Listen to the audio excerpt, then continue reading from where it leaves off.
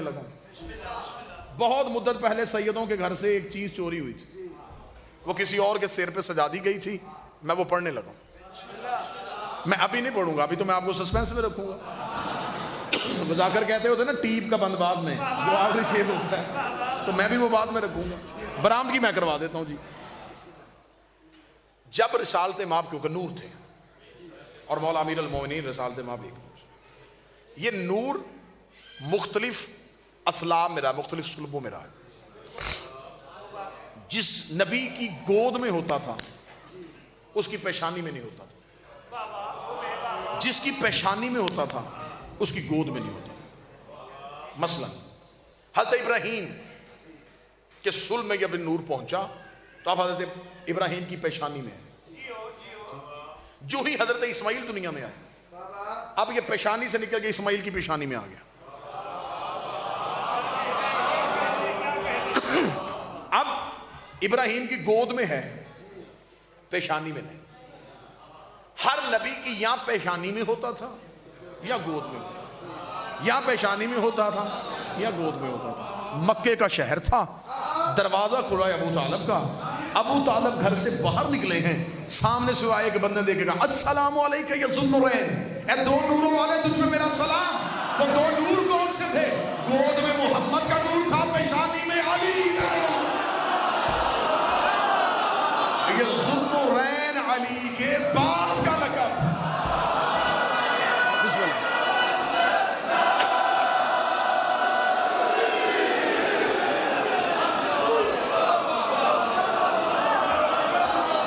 अमीर अल मोमिनीन के बाप का लक़ब था ज़ुन्नुरैन।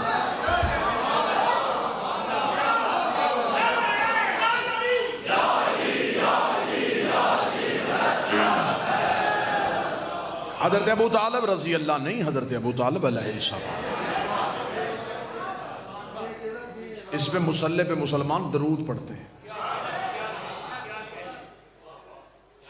कौन सा मैं क्या खोलूं? हज़रत अबू तालिब का इल्म खोलूं, हज़रत अबू तालिब का इरफान खोलूं, हज़रत अबू तालिब की शुजाअत पे बात करूं।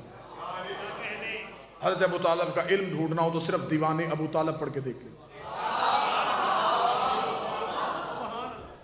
ये जो आज तक हम तक ये शायरी में आले मोहम्मद की सिर्फ पहुंची है, ये सबसे पहले हज़रत अबू तालिब ने शुरू की थी।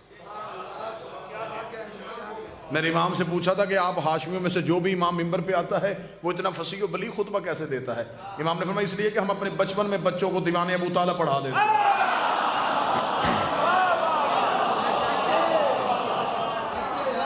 मैं जुमला बताने लगा और मुल्तान में मुझे एक बंदा चाहिए जो जुमले की कदर करे। दीवाने अबू तालिब के बेटे को नहजुल बलागा कहते हैं। मौला हुसैन इज़्ज़त। मैं इससे ज्यादा दीवाने अबू तालिब पे बात नहीं करूंगा, मैंने कोई शेर नहीं पढ़ा।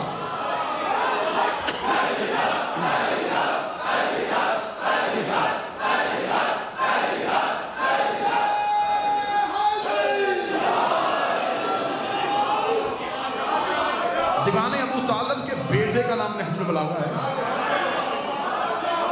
ये मैं जुमला बदलूं, नहजुल बलागा के बाप को दीवाने अबू तालिब का। ये असल था दीवाने अबू तालिब का कि अली की जुबान से नहजुल बलागा निकला। जिसका बाप इतना फसीह हो बलीग हो, जिसकी बलागत और फसाहत के किस्से अर्श पे सुने जाते। ये जो मौला अली की कलाई में जोर था, ये जो अली की तलवार में ताकत। मैं वो ताकत भी बता देता हूँ, किताबों में लिखा है कि रिसाल से मां बचपन है और घर वापस नहीं आए। गुलाम ने आकर हज़रत अबू तालिब को इतला दी कि मुस्तफ़ा घर नहीं आए, अब्दुल्ला का बेटा घर नहीं आया। हज़रत अबू तालिब उठे, घर में गए। किताब मोतबर किताबों ये रवायत लिखी। हज़रत अबू तालिब ने अपने घर का संदूक खोला, 17 नए खंजर निकाले, नए खंजर बिल्कुल नए निकाल के अपने 17 गुलामों को बुलाया। उन्होंने कहा खंजर अपनी अबाओं के नीचे छुपाओ। उन्होंने खंजर अपनी अपनी अबाओं के नीचे छुपाया। हज़रत अबू तालिब के चेहरे के तेवर आज बदले हुए थे। खुद अपनी तलवार हाशिम वाली निकाली। न्याम ने, वरना अरब के लोग अबा के अंदर तलवार को रखते थे, मैदान जंग में जाके अबा को उठाते। उस दिन हजरत अबू तालिब ने अबा के अंदर नहीं रखी, किताब कहती बाहर लटका है। अब आज कोई बंदा असलहा अपने अंदर कपड़ों में छुपा के जा रहा है, लेकिन अगर वो हाथ में पकड़ के जा रहा है तो आप समझ जाएंगे कि किस पे हमला करने जा रहा है। अब हजरत अबू तालिब ये जो बाहर रखी है ना, ये इस बात की अलामत है कि मैं लड़ने के लिए जा रहा हूं। हजरत अबू तालिब चले, जो किताब के जुमले हैं ना कि आज मक्के में यूं गलियों में जलजले की कैफियत, आवाज जमीन पे खत कर रही थी। वहां पे आए जहां खाना काबा के करीब 17 सरदार बैठे हुए थे, जो पूरे मक्के के सरदार थे। हजरत अबू तालिब ने एक एक सरदार के पीछे एक एक गुलाम को खड़ा कर दिया।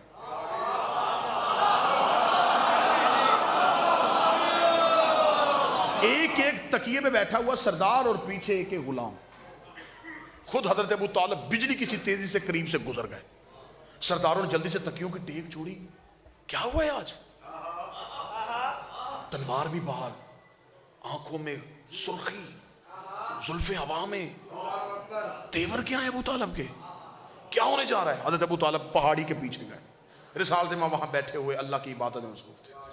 उठाया रसूल को, कांधे पे बिठाया। अब जो वापस आए, अब चेहरे पे इत्मीनान, अब आंखों की कशिश ही और, अब चेहरे की रौनक ही और। वो सरदारों ने जाते हुए हजरत अबू तालिब से तो नहीं पूछा, जब वापस गुजरे उन्होंने कहा रुकिए अबू तालिब। जाते हुए अंदाज और, आते हुए और। ये है बहादुरी अबू तालिब की। जब पता चल गया था कि नबी मिल गए हैं तो हजरत अबू तालिब को राज खोलना नहीं चाहिए था, लेकिन हजरत अबू तालिब ने फिर भी खोला।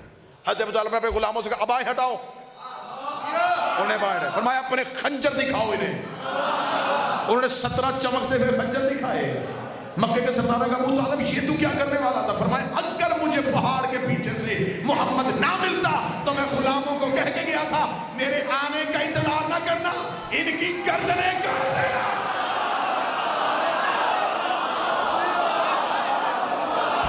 मेरे पहाड़ से निकलने का इंतजार ना करना, मेरे यहां पहुंचने से पहले इनकी गर्दनें कटी हुई हूं। ये पूरे मक्के के साथ 17 सरदार थे, पूरे मक्के के साथ हजरत अबू तालिब का पूरा रोब था। हजरत अबू तालिब का मैं बता के जा रहा हूं, जब तक इसे अमान है तब तक तुम्हें अमान है। एक दिन भी मेरे मुस्तफा को कुछ हुआ, मैं मक्के, ये हजरत अबू तालिब के जुमले हैं, मैं एक लफ्ज भी नहीं बदला, मैं मक्के की गलियों को खून की नदियों में बदल दूंगा।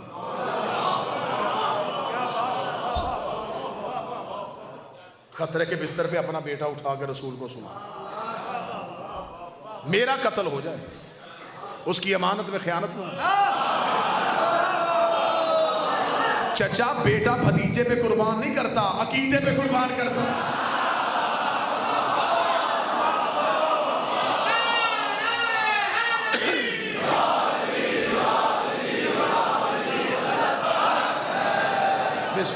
यूं चलते हुए एक दिन रिसालत इमाम आए हैं। रिसालत इमाम के पेशानी पे एक जख्म था, सिर्फ एक जख्म देखा है अबू तालिब ने।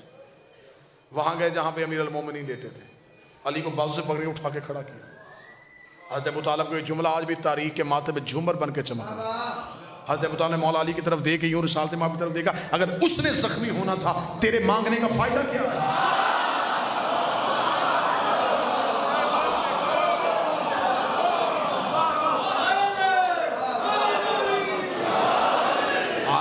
आज के बाद जहां ये जाएगा पीछे तू होगा।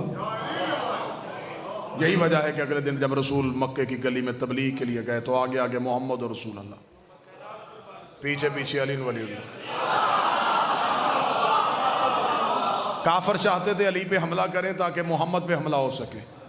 ये काफिरों की शुरू से आदत है, वो कहते अली वलीउल्लाह हटाओ ताकि मोहम्मद पे हमला कर सके। मुस्तफा के साथ अली को बर्दाश्त नहीं करते, समय साथ चलना, बिल्कुल पीछे पीछे चलना। खबरदार मेरे मोहम्मद के जिस्म पे एक जख्म भी।